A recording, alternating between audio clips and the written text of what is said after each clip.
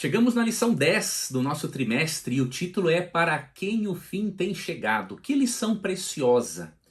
O que você vai aprender nesta lição? Que certas histórias do Antigo Testamento têm tudo a ver com a experiência do povo de Deus e com a realidade do mundo pouco antes da volta de Cristo. Então eu vou explicar isso para você nessa lição. Antes, não se esqueça que é muito importante que você dê o seu like aqui no vídeo, que você compartilhe, porque assim esse vídeo chega mais longe.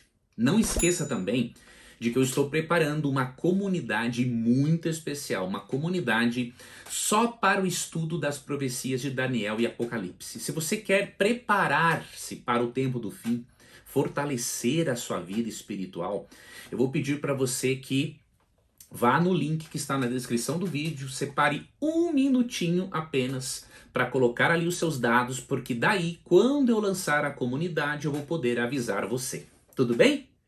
Vamos lá então. Essa lição nos mostra algumas histórias reais do Antigo Testamento que trazem verdades muito importantes para os filhos de Deus que vivem no tempo do fim e que estão se preparando para a volta dele. Isso está em harmonia com o que está em 1 Coríntios 10, 11 e 12. Ali é dito que tudo que foi escrito, foi escrito para que possamos aprender com os heróis do passado. Então tudo foi registrado no texto bíblico para a nossa advertência. A nós a quem o fim tem chegado. Ok? Então isso está em 1 Coríntios 10. Vamos olhar algumas dessas histórias. Antes de entrarmos nessas histórias, me chamou muito a atenção, aqui na parte de domingo, essa explicação de Apocalipse 6, 12 a 17.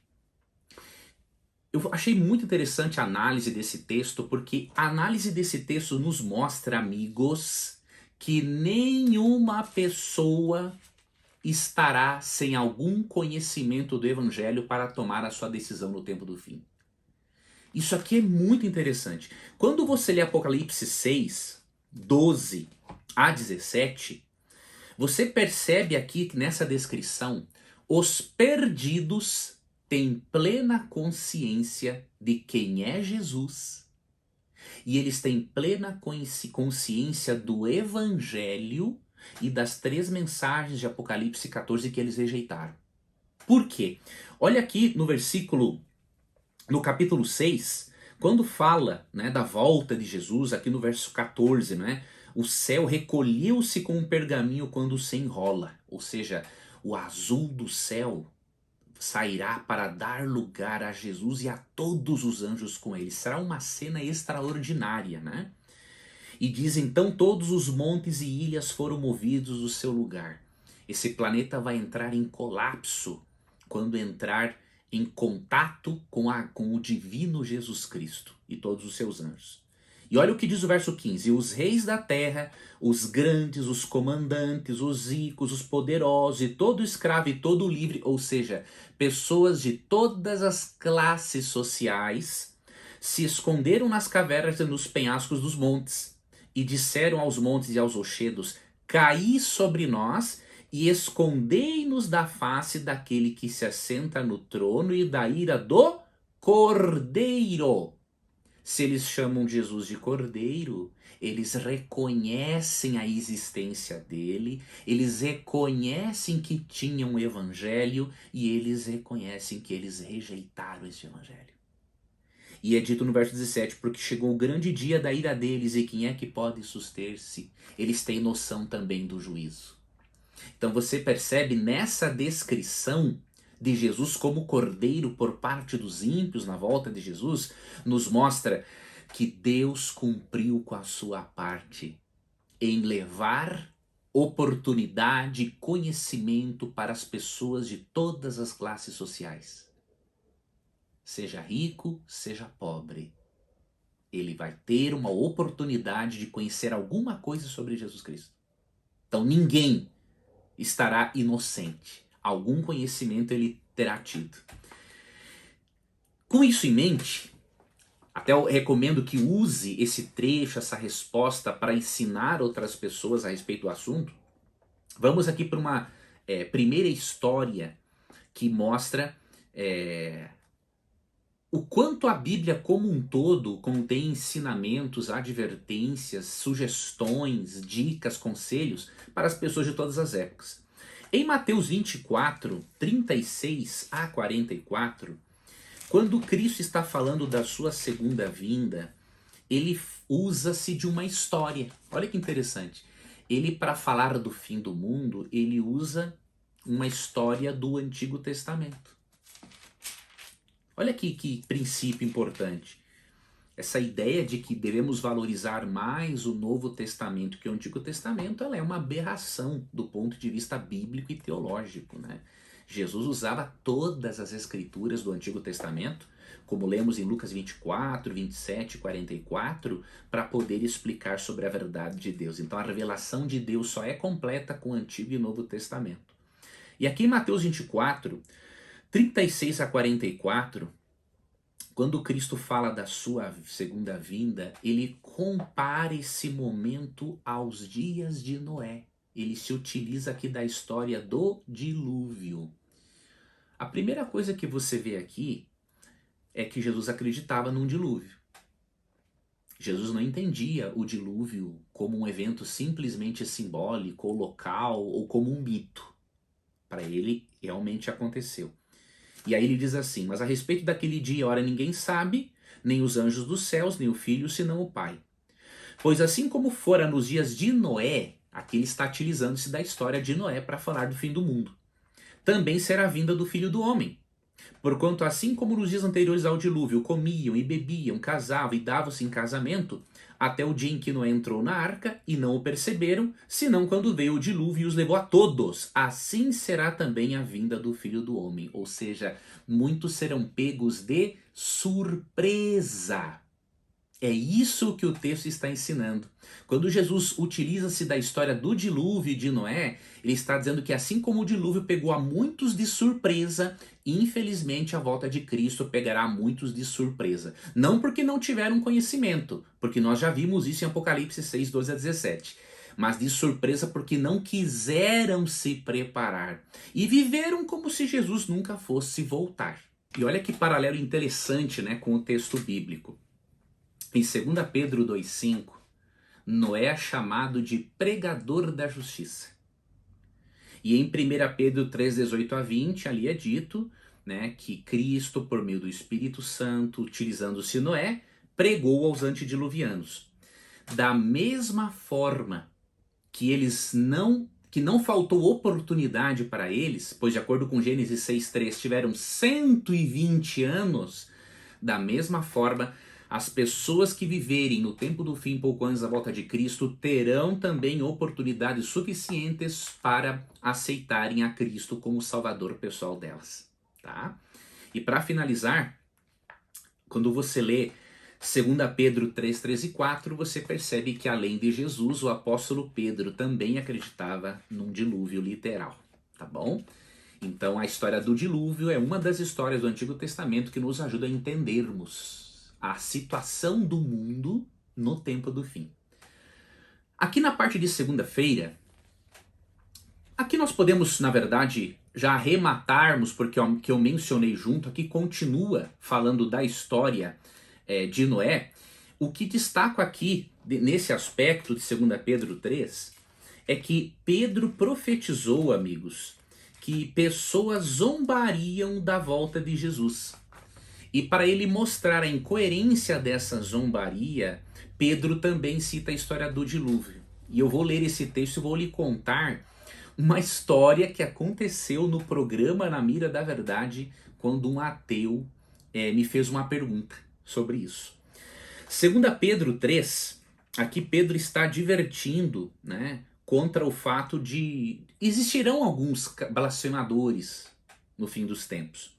E aí ele fala o seguinte em 2 Pedro 3,4, ó.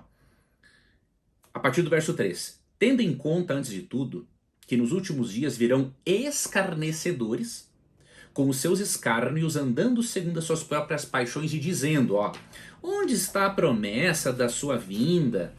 Porque desde que os pais dormiram, todas as coisas permanecem como desde o princípio da criação. E aí Pedro diz que eles deliberadamente esquecem que de longo tempo houve céus bem como terra, a qual surgiu da água e através da água pela palavra de Deus, e pela qual veio a perecer o mundo daquele tempo afogado em água. E aí verso 7, ora, os céus que agora existem e a terra, pela mesma palavra, têm sido entesourados para o fogo, estando reservados para o dia do juízo e destruição dos homens ímpios.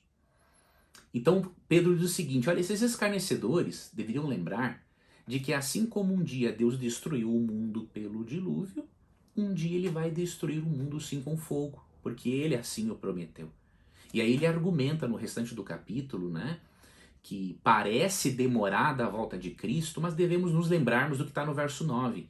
Deus não retarda sua promessa como alguns a julgam demorada. Ele é longânimo para com todos, não querendo que nenhum pereça, senão que todos cheguem ao arrependimento. Então Deus espera muitas pessoas sinceras. E um dia um ateu mandou uma pergunta para o Na Mira da Verdade, dizendo assim, vocês não têm vergonha na cara, não? Vocês ficam falando de volta de Jesus e que um dia ele vai voltar. Vocês não têm medo de se decepcionar? E aí, amigos, me veio na mente 2 Pedro 3, 4, né, e 5, né? E eu disse o seguinte, olha, você me ajuda ainda a crer ainda mais na segunda vinda de Cristo. Por quê? Porque a Bíblia diz que nos últimos dias surgiriam escarnecedores como você. Então o seu escárnio só fortalece a minha fé. Sabe o que aconteceu no final do programa? Você não vai acreditar como é que Deus trabalha, né? Eu não dei uma resposta assim tão educada, né? Como eu gosto de dar, mas eu fui um pouco firme com ele, pois no final do programa ele mandou um SMS e o Tito leu. E esse ateu disse o seguinte, olha, eu mereci essa resposta. Me manda esse estudo bíblico para eu ver como é que é esse assunto. Então você percebe, de uma forma ou outra, todos terão a oportunidade de conhecer sobre Jesus Cristo, sobre o Evangelho, sobre a volta dele. Vamos para a parte de terça-feira? Na parte de terça-feira, a Bíblia se utiliza de uma outra história do Antigo Testamento para falar do fim do mundo. E desse caso, o apóstolo Pedro se utiliza dessa história.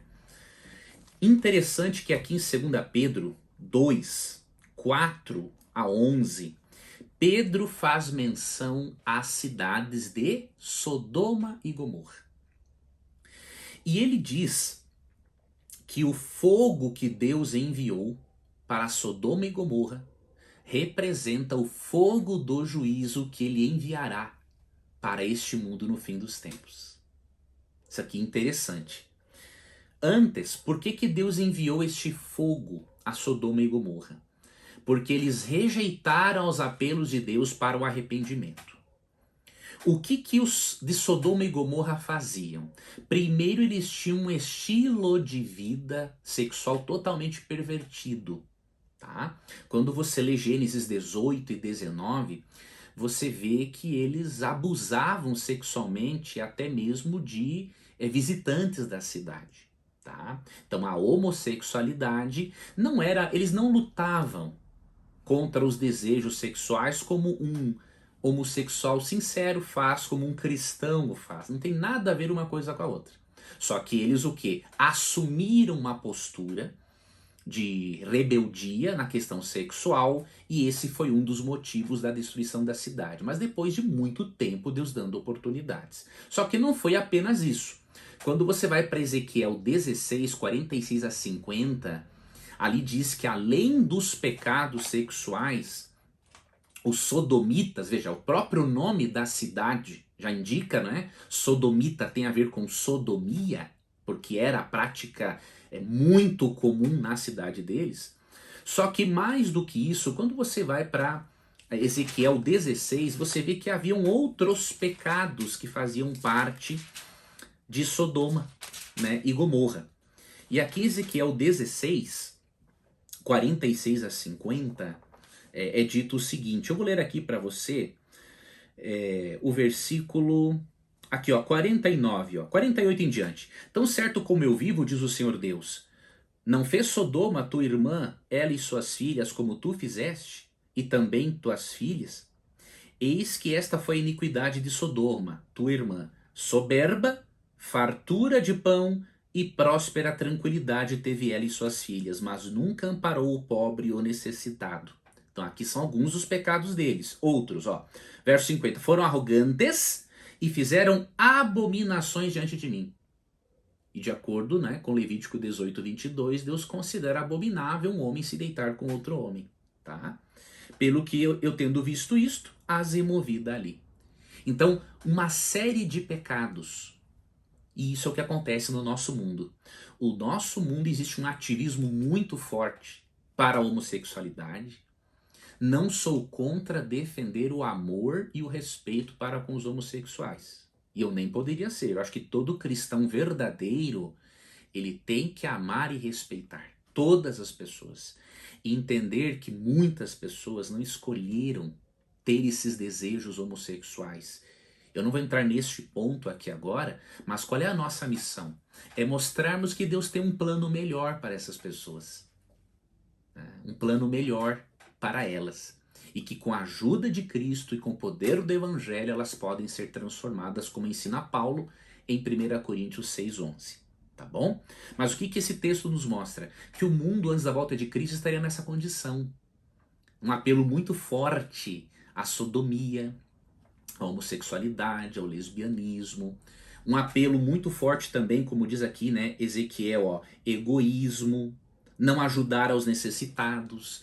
E aí o que acontece? Além de mostrar que o mundo estaria nessa condição, Pedro utiliza-se do juízo vindo sobre Sodoma e Gomorra para falar do juízo final. Isso aqui é muito esclarecedor, porque já vai ajudar você a entender algo, né? Pelo menos aqui por uma questão introdutória, porque o assunto é amplo, eu não vou abordar aqui. Você vai entender algo, inclusive, sobre o inferno, sobre o castigo no lago de fogo nesse momento, tá? E muitas pessoas não atentam para isso.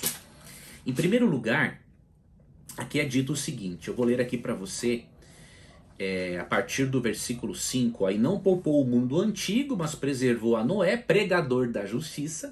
Então a história que Cristo havia se utilizado para falar do fim do mundo, né? Pedro também utiliza. E mais 7 pessoas quando fez vir o dilúvio sobre o mundo de ímpios. E reduzindo a cinzas as cidades de Sodoma e Gomorra, ordenou-as à ruína completa, tendo-as posto como exemplo a quantos venham a viver impiamente. O que acontece? Se a destruição de Sodoma e Gomorra serve de exemplo a quantos viverem impiamente, isso significa que após o castigo proporcional às obras do indivíduo no lago de fogo, esse indivíduo vai ser destruído, assim como os habitantes de Sodoma e Gomorra. Não é? Os habitantes de Sodoma e Gomorra não estão queimando até hoje. Muito pelo contrário. Você vai para 2 Pedro 2,6... e ali é dito assim, ó, e reduzindo a cinzas as cidades de Sodoma e Gomorra. Então, da mesma forma, os ímpios nos últimos dias serão reduzidos a cinzas. Deus não vai perpetuar o mal e o pecado, tá? E um outro texto também importante que tem a ver com esse mesmo tópico, você vai aqui em Judas, né? Capítulo 1, versículo 7, ó. Como Sodoma e Gomorra e as cidades circunvizinhas, que havendo se entregado à prostituição, como aqueles, ó, que volta a falar da prostituição e imoralidade sexual, seguindo após outra carne, são postas para exemplo do fogo eterno sofrendo punição. Então, a redução de Sodoma e Gomorra a cinzas é um exemplo do fogo eterno. Não parece uma contradição? Não. O fogo é eterno nas consequências e não na duração. Tá? Então, se num texto, 2 Pedro 2,6, fala que as cidades foram reduzidas a cinzas, e que essa redução a cinzas é exemplo do fogo eterno, ou melhor, do fogo eterno, né? De Judas 1,7, então o fogo é eterno nas consequências, não na duração. Você tem que entender uma coisa, Deus não vai queimar no lago de fogo da mesma forma Satanás, que é o pai do pecado, Adolf Hitler, que matou mais de 6 milhões de judeus, e um ladrão de galinhas que não se arrependeu. Eles não vão ter a mesma duração de castigo. Ok? Castigo proporcional. E depois a aniquilação. Tá bom? Então, essa é uma outra história aqui, muito importante no Novo Testamento, que nos mostra algo sobre o tempo do fim. Vamos para a parte de quarta-feira. Na parte de quarta-feira, nós começamos a perceber aqui que por meio da história, ainda, né, da destruição de Sodoma e Gomorra, Deus tem coisas a mais para nos ensinar sobre o juízo. Tanto na parte de quarta quanto de quinta-feira da lição, Deus nos mostra que Ele é um justo e amoroso juiz, que Ele dá todas as oportunidades possíveis para um pecador se arrepender, e também nos mostra que Deus nunca executa uma sentença sem uma investigação prévia. Grava isso aqui. O modelo de juízo na Bíblia, Deus nunca executa uma sentença sem uma investigação prévia. E foi o que aconteceu, por exemplo, em Gênesis 18. Continuando aqui na história de Sodoma e Gomorra, você percebe algo de muito interessante aqui. Diz o texto que Deus desceu para ver se o que Sodoma e Gomorra estavam fazendo condizia realmente com que os anjos, obviamente, informavam a ele. Conversavam com ele sobre o assunto. Só que o que acontece? Deus é onisciente. Ele sabe. Quer ver? Em Gênesis 3 ali, 9, quando Deus pergunta para Adão, Adão, onde estás? Você acha que Deus não sabia? Deus sabia. O que você percebe é que Deus, quando vai executar uma sentença, ele segue um modelo, um padrão na Bíblia. Investigação, depois sentença. A investigação não é por causa de Deus, porque ele é onisciente. Ele tem que investigar, ele tem que mostrar para os anjos e seres de outros mundos a maneira justa e amorosa como ele lida com cada pecador. Então veja, antes de dar a sentença para Adão e Eva, em Gênesis 3:9, Deus começa a investigar. Ele pergunta para Adão, onde estás? Depois ele pergunta assim para Adão, você comeu do fruto que eu disse para você não comer? Ou seja, uma investigação. Ele conversa também com Eva, né? O que você fizeste? E ele segue fazendo a investigação. Depois disso, mesmo sendo onisciente, ele faz essa investigação. Os seres, e o próprio ser humano vê que Deus está sendo justo na sua forma de inquirir, só depois que ele dá a sentença para Adão e Eva. Depois para a serpente também, obviamente. E em Gênesis 8 a mesma coisa. Ele não deu a sentença sem antes passar por esse processo de investigação. E aí você percebe algo de muito interessante. No verso 25, Abraão faz uma pergunta para Deus. Longe de ti o fazeres tal coisa, ou matares o justo com o ímpio. Como se o justo fosse igual ao ímpio. Longe de ti não fará justiça o juiz de toda a terra.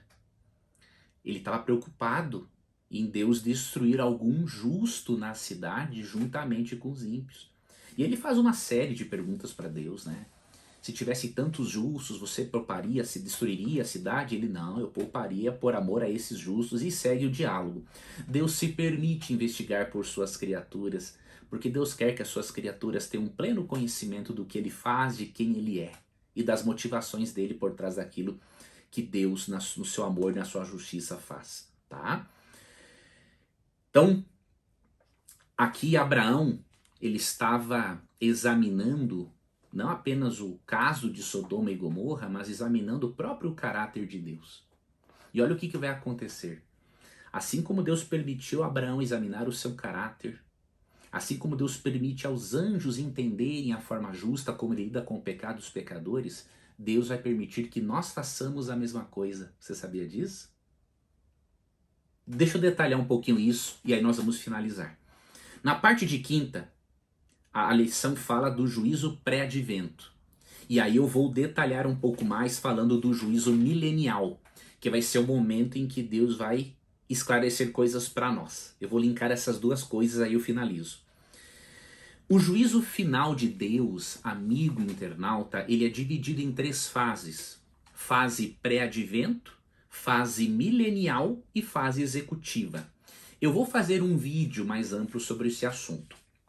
Mas antes, só para você ter ideia, algumas pessoas com um certo nível de desinformação sobre o assunto, acabam pensando que a doutrina do juízo pré-advento ou juízo investigativo tira a certeza de salvação do crente. Deixa eu lhe garantir, a pessoa que afirma isso, ela não entendeu a doutrina, dificilmente ela leu uma obra adventista, sétimo dia, sobre o assunto. Tá? O que é a doutrina do juízo pré-advento? Ela mostra que antes de Deus executar a sentença, ele vai seguir o padrão que ele segue ao longo do Antigo Testamento: investigação e depois sentença. Só isso. E qual é o resultado desse juízo? Olha, veja, não tem como uma pessoa que entende essa doutrina ter dúvidas da salvação dela. Mesmo que os justos sejam julgados, porque Paulo fala em Romanos 14:12 que cada um de nós, cristãos, convertidos, dará contas de si mesmo a Deus, o propósito do juízo para os filhos de Deus é diferente do propósito ou da fase do juízo para os ímpios. Aqui que as pessoas não entendem. Em Daniel 7, versos 9 e 10, você vê claramente a cena de um tribunal. Você vê o juiz, que é o ancião de dias, as testemunhas, que são os anjos, você vê a palavra tribunal no texto e você vê livros, registros. Então o que está acontecendo ali? Uma investigação desses registros na presença dos anjos antes de Deus executar a sentença. Quando você vai para os versos 25 a 27, você vê o resultado desse juízo. Condenação do poder, representado pelo chifre pequeno, e o reino eterno aos santos. Então, quando um crítico diz, né, a doutrina do juiz investigativo tira a certeza de salvação do crente, porque ele não entendeu e não sabe o que está dizendo. Ok? A doutrina reforça a nossa crença na salvação, porque ela condena o chifre pequeno, versos 25 e 26, e como resultado, verso 27, dá o reino eterno aos santos. Então tenha isso em mente, para você entender esse assunto, né? E poder explicar às outras pessoas. E por que que Deus faz, amigos, desta forma? Lembre-se de uma coisa. De acordo com Apocalipse 12, 7 a 9, e versos 13 e 4, 1/3 dos anjos foi expulso do céu com Satanás. Para 33% de anjos terem decidido aceitar os argumentos de Satanás, isso significa que coisas muito amplas, profundas e complexas estão envolvidas no conflito cósmico entre o bem e o mal. E que muitas dúvidas permaneceram no universo. Então, nesse juízo pré-advento, Deus esclarece essas dúvidas antes de executar a sentença. E tem um comentarista que é um comentarista luterano, estou tentando lembrar o nome dele agora aqui, é Joseph A. Sars. Ele crê numa fase pré-advento do juízo, não igual nós, mas de uma forma interessante. Ele diz o seguinte: o próprio fato de existir a primeira ressurreição e a segunda ressurreição indica que um juízo prévio foi realizado. Por quê? Para decidir quem faria parte da primeira ressurreição na volta de Jesus, é óbvio que um juízo prévio foi realizado no céu. Então, olha só, um teólogo luterano teve essa análise extremamente sólida e fiel ao texto bíblico. Então, é isso que vai acontecer. Tá? Deus precisa responder estas coisas para o universo. Agora, lembre-se de uma coisa. No juízo pré-advento entra em cena, diz Daniel 7,13, o Cordeiro. Na verdade, o Filho do Homem, né? Que nós sabemos que é uma referência a Jesus. Esse texto mostra que o divino Jesus Cristo é o nosso Salvador.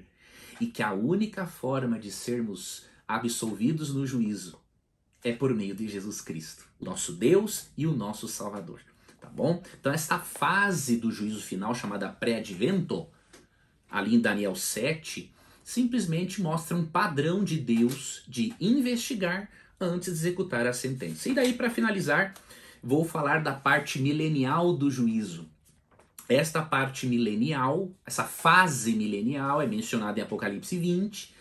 Ali é dito que durante o milênio os justos estarão assentados em tronos e eles receberam autoridade de julgar. Lê Apocalipse 20, versos 4 a 6. E Paulo, em 1 Coríntios 6, 2 e 3, diz que nós vamos julgar o mundo e até mesmo os anjos. Unindo essas informações, Deus agora na fase milenial, ele abre os registros e mostra para nós porque que cada pecador perdido, inclusive os demônios, não puderam estar lá. Deus vai responder às dúvidas dos justos. E aí é só depois do milênio, grave isso, Apocalipse 20, versos 7 a 10. Só depois do milênio, quando ocorre a ressurreição dos ímpios, é que eles e Satanás são jogados no lago de fogo. Então a Bíblia não localiza o inferno hoje. A Bíblia ensina que o inferno, o lago de fogo, vai ser aceso após o milênio. Então olha como Deus é espetacular, amigos. Deus, na sua soberania, ele não precisaria prestar contas para ninguém. Só que Deus é amor. E como o amor não se impõe, ele se conquista. E como o pecado trouxe muitas dúvidas no universo, primeiro Deus esclarece as dúvidas do universo no juízo pré-advento. Na fase milenial, após a volta de Cristo, quando estivermos com ele no céu, ele tira as dúvidas dos justos e esclarece muitas coisas para as quais não temos respostas, e aí só após o milênio ele executa, ele castiga e depois aniquila os ímpios no lago de fogo. Ou seja, Deus investiga, presta contas antes de executar a sentença. Esse é o Deus justo, amoroso, este é o Pai que nós conhecemos quando estudamos o texto bíblico. Eu espero que essas histórias aqui tenham ajudado você a perceber a relação íntima entre Antigo e Novo Testamento. Se nós queremos estar preparados para o tempo do fim, precisamos recorrermos ao Antigo Testamento, assim como Jesus, Pedro e outros personagens bíblicos fizeram. Tenha a Bíblia como um todo, como sua regra de fé e prática. E lembre-se, para você entender Daniel, Apocalipse, você precisa recorrer ao Antigo Testamento. E eu aqui repito o meu convite. Se você quer fazer parte de uma comunidade que eu estou preparando para o estudo das profecias de Daniel e Apocalipse, vá no link da descrição, se inscreva, é 1 minutinho, e quando eu lançar esta comunidade que vai ser acessível para pessoas de todas as classes, eu creio que vai ser uma bênção para a sua vida. Tá bom? Não deixa de me seguir aqui no YouTube, não deixa de curtir, compartilhar, dar o seu like, é muito importante para que esse vídeo alcance mais pessoas. Tá bom? Deus guarde a você nesse restante da semana e em breve eu estarei postando aqui mais alguns conteúdos para você estudar a Bíblia comigo. Deus te guarde e até lá.